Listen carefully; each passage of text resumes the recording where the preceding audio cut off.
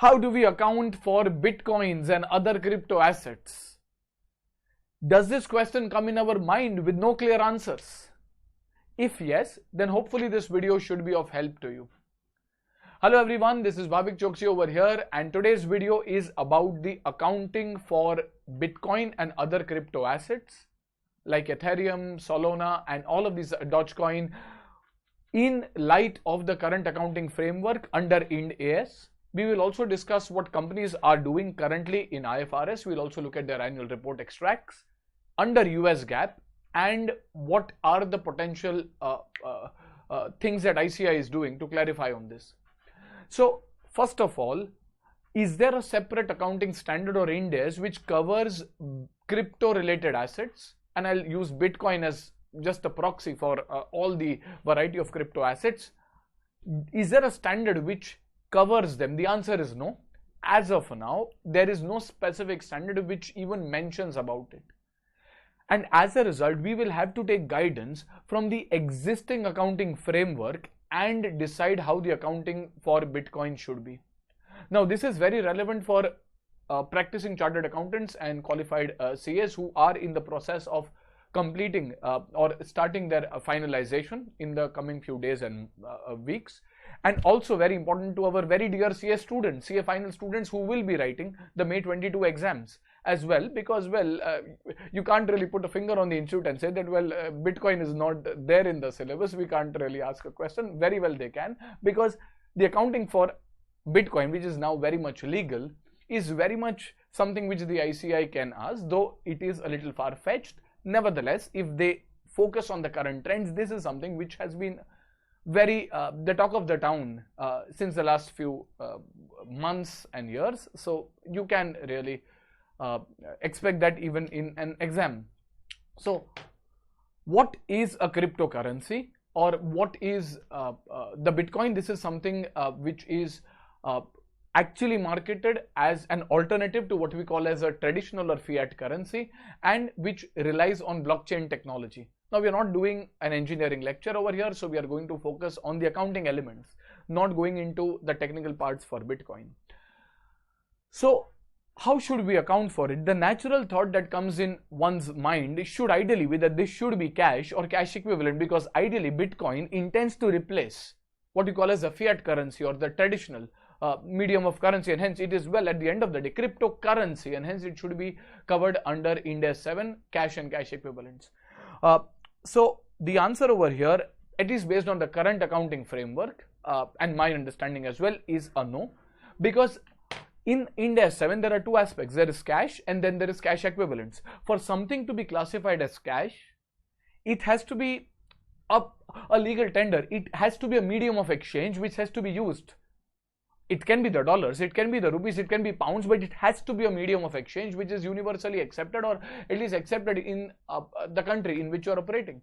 And as a result, cash, Bitcoins can be used for a few purposes, but so can gold be used for certain purposes. That does not mean gold is cash. That does not mean Bitcoin is cash. And as a result, the general view is that Bitcoin is not cash because it is not widely accepted as legal tender. Yes, there are a few countries, I guess Ecuador or Colombia or so, who have decided that they will accept Bitcoins, but that's not generally widely accepted in general, and as a result it is not cash. This is a fairly clearly acceptable view, so it cannot be called as cash. But then can it be cash equivalent? A cash equivalent need not be a legal tender or something which has to be accepted. It can be even a liquid government bond as well, or a treasury bill as well. Well, one of the conditions of a cash equivalent is that it should be convertible into a determinable amount of money. I'm not going into a legal jargons, I'm just explaining to you in simple terms, that it should not be something which is affected whereby there is a significant changes in value. Now, if you are even broadly tracking these cryptocurrencies on exchanges like WazirX or CoinSwitch, etc., you will see that these have a lot of fluctuation. There is a huge amount of price volatility in these items, and hence the condition, among other things, where a cash equivalent should not have a significant degree of price volatility is not satisfied. So, well, it cannot be convertible into a determinable amount of cash. More accurately speaking, it is not something which is subject to an insignificant change in value. This can have a significant change in value, and hence it cannot be a cash equivalent as well. We even ran a poll on Telegram, and the most common answer, if you go to see, and I would not blame a student over here, is that Bitcoin is a financial asset. Sir, what is this? Kya question? They are clearly financial asset. Well, unfortunately, no. At least based on the current definitions in IAS 32 or Ind AS 32 or IFRS 9 or Ind AS 109, financial asset has been very clearly defined. It has not been kept open-ended. The four parts in loose language are, in sub-point 1, we say that a financial asset has to be cash. Well, we have clearly mentioned that Bitcoin is not cash, and hence, well, that definition does not fall. Or it has to be an equity instrument of another entity. Equity instrument is something that gives you residual interest in a particular entity, which is also not the case over here. So Bitcoin is not an equity instrument of another entity. The third definition, the third part of the definition, which is where most of the items get covered, is it should be something whereby we get a contractual right to receive cash or another financial asset. Bitcoin, remember, does not give you a contractual right to receive a fixed or a determinable amount of cash or another financial asset. Students might argue that, sir, Bitcoin can also be converted into cash. Well, that ways you can sell land and convert it into cash. That does not mean land becomes a financial asset. Debtors give you a contractual right to receive cash. Debentures give you a contractual right to receive cash. Bitcoin does not do that. And as a result, as unfortunate as it sounds, it does not give you a contractual right to receive cash, and hence it is not covered in the third subpart. And the fourth subpart, where you have settlement will or may happen in your own equity instruments, where we take the fixed to fixed test. At the end of the day, that is for those transactions which are settled in own equity instruments, which is not the case over here. Bitcoin over here does not settle in entity's own equity instruments, and hence, as per the current definition, unless the IFRS or the Ind AS undergoes an amendment in the financial asset definition, Bitcoin does not fall within the definition of financial asset, and hence it is not a financial asset. Okay, we have also got some inputs that, well, Bitcoin can be investment property. That is clearly not the case. Well, the natural notion over here is Bitcoin is a place where you invest money. Okay, accepted. Ind AS 10932 does not tell you that investments by default become financial assets. No, it gives you a very clear definition, and Bitcoin does not fall in that. Similarly, Ind AS 40 on investment property very clearly mentions that, well, you might be holding land or building or both for the purpose of capital appreciation and blah blah blah, but it is restricted to land and building. Now Bitcoin very clearly is not land or building, and hence Ind AS 40 is also not applicable.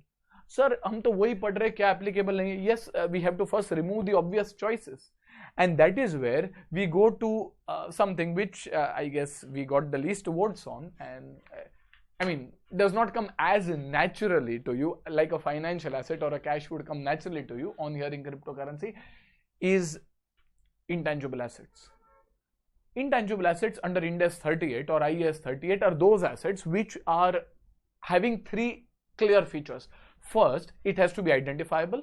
That is, it can either be separable, that is, you can separate it and sell it without selling the entire business, which is one criteria which Bitcoin very clearly meets. You can actually sell Bitcoins. In fact, you can even sell a part of the coin without selling the entire business, and hence Bitcoins are very clearly identifiable. There is a second condition which mentions that you get a contractual license, etc. But irrespective of that, the fact that they are separable, identifiability is met. Second, they have to be non-monetary in nature. What do you mean by non-monetary? Well, monetary items are defined as those items which can be converted into a fixed or a determinable amount. Bitcoin cannot be converted into a fixed or a determinable amount. You can very clearly see a huge volatility in prices, and hence, well, you can sell Bitcoin and convert it into cash, but, well, that is not a fixed or a determinable amount of cash. So Bitcoin is non-monetary in nature. And lastly, very clearly, it lacks physical substance. You might be seeing the symbols of Bitcoin probably even in the background over here, but you have never seen that as a physical Bitcoin. It is just something which is notional. I mean, you don't have coins like you just see behind me. It's just a symbol, and hence Bitcoin even lacks physical substance. So all the three conditions of intangible assets are actually met, and you can recognize intangible assets if they are controlled by the entity. Bitcoins you can control, you can get future economic benefits. Well, you can sell it and get benefits. You can even use it for buying certain products. And cost has to be measurable. So you may purchase it from an exchange, or you might mine it, as they call it. The cost over here is determinable, and hence you will recognize it as intangible assets. And this is what companies, at least as of now, in the UK, where IFRS is followed, in the US, where US GAAP is followed, your favorite Tesla Motors also included, have followed. In India, as of now, the annual reports will just come, and if you're aware, we'll just discuss it in some time. One of the Schedule 3 amendments has also mentioned that an entity has to now mention the amount of the Bitcoin or cryptocurrency, the profit and loss, trading, blah, blah, blah. We'll just discuss that. So we will come to know about the Indian companies in some time, and if I've missed some Indian company, I would be really happy if you can just point it out in the comment box, because, you would probably know better than me in these cases. So you can just highlight if there is some Indian company that you're aware who has reported and done the accounting for these crypto assets, at least before the year 21-22 or even later. So it is an intangible asset. So how do we account for intangible assets? Well, intangible assets are accounted for using initially accounted for at cost. So cost can be measured, as we have just mentioned, and then they can either be measured subsequently using the cost model or the revaluation model. So if I follow the cost model, I will show the Bitcoin at the initial cost, less amortization. Comes the next challenge. Well, how do I amortize the Bitcoin? Because there is no finite life. There might be different cryptocurrencies and they might have different features. I'm just focusing on the bigger ones for the timing, Bitcoin, Ethereum, etc. So these don't have a finite life, and hence, well, this is an intangible with an indefinite life, and hence there would be no amortization under Ind AS. In fact, it has to be tested for impairment annually, because it is an intangible with an indefinite life. Alternatively, you can also follow the revaluation model, and one of the conditions of following the revaluation model is that there has to be an active market.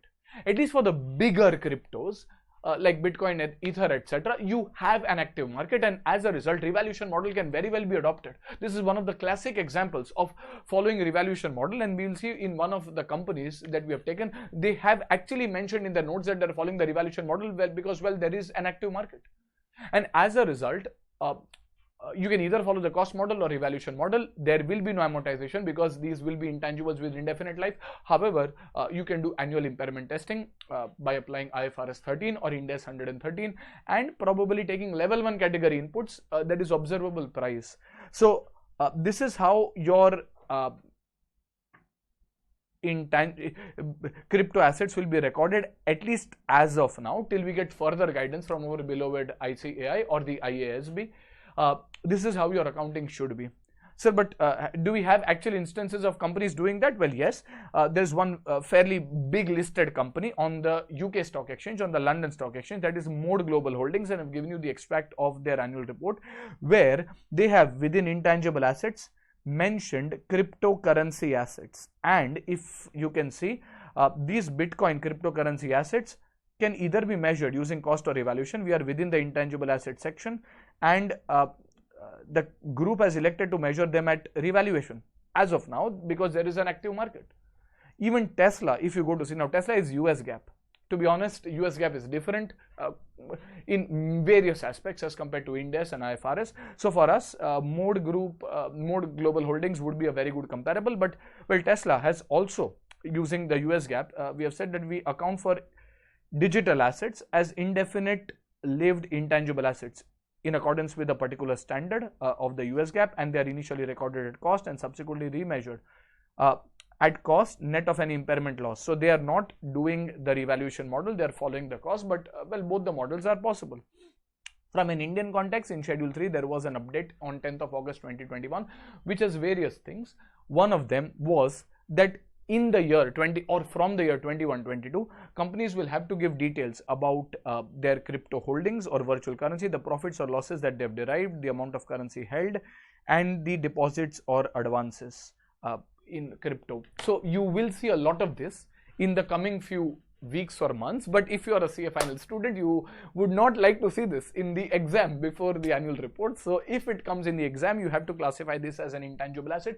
Give the reasons that we have mentioned. If you are a practicing or an independent chartered accountant, you can probably use this as a guidance for accounting. And if you believe that this is an emerging area, and I can be completely wrong over here as well, if you believe that you have some interesting inputs, I would be really glad to have your views as well, because it's such an interesting and an emerging area of accounting. A lot of views, a lot of thought process is possible. Please do write it in the comments box, and I hope this video has been helpful to you, and I'll wish you good luck. Let me know if you want me to make any such similar videos as well, and I'll see you soon. Bye bye. Take care.